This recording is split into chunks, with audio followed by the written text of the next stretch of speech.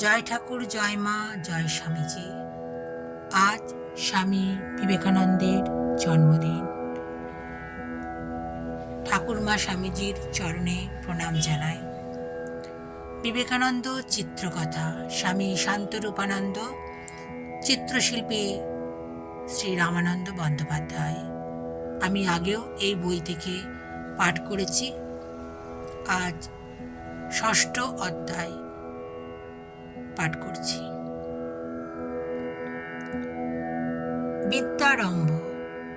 বিলের প্রথম বিদ্যারম্ভ তার মায়ের নিকট। মায়ের কোলে বসে রামায়ণ ও মহাভারতের কাহিনী, বিভিন্ন দেবদেবীর কথা শোনে আর সব হুবহু মনে রাখে। এই রকম ছিল তার প্রখর স্মরণশক্তি। মায়ের কাছে বসেই বিলে বাংলা বর্ণপরিচয় এবং ইংরেজি ফার্স্ট বুক আয়ত্ত করে ফেলে, যা একবার সে শোনে সব মনে রাখে। 1871 খ্রিস্টাব্দে 8 বছর বয়সে বিলেকে বিদ্যাসাগর মহাশয়ের মেট্রোপলিটন স্কুলে ভর্তি করে দেওয়া হয়। স্কুলে ভর্তি হবার আগেও সে বাড়িতে পড়াশোনা করত। একজন শিক্ষক এসে রোজ তাকে পড়িয়ে যেতেন। কিন্তু বিলের পাঠাভ্যাসের একটা নিজস্ব রীতি ছিল। মাস্টার মশাই পাশে বসে প্রতিদিনের পাঠ পড়ে যেতেন, আর বিলে চোখ বুজে শুয়ে শুয়ে তা শুনত। তাতেই তার দৈনিক পাঠ আয়ত্ত হয়ে যেত। বাড়ির লোকজন ও পাড়ার সকলের সঙ্গে বিলের খুব ভাব।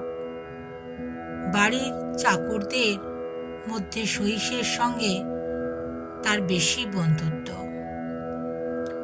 সহিসের কাছে বসে অনেক গল্প গুজব করত। একদিন তার বাবা জিজ্ঞাসা করলেন, বিলে, তুই বড় হয়ে কি হবি বল দেখি?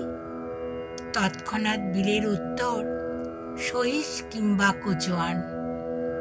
তেজি ঘোড়াগুলোকে সে কেমন জব্দ করে রাখে, ভারী মজা।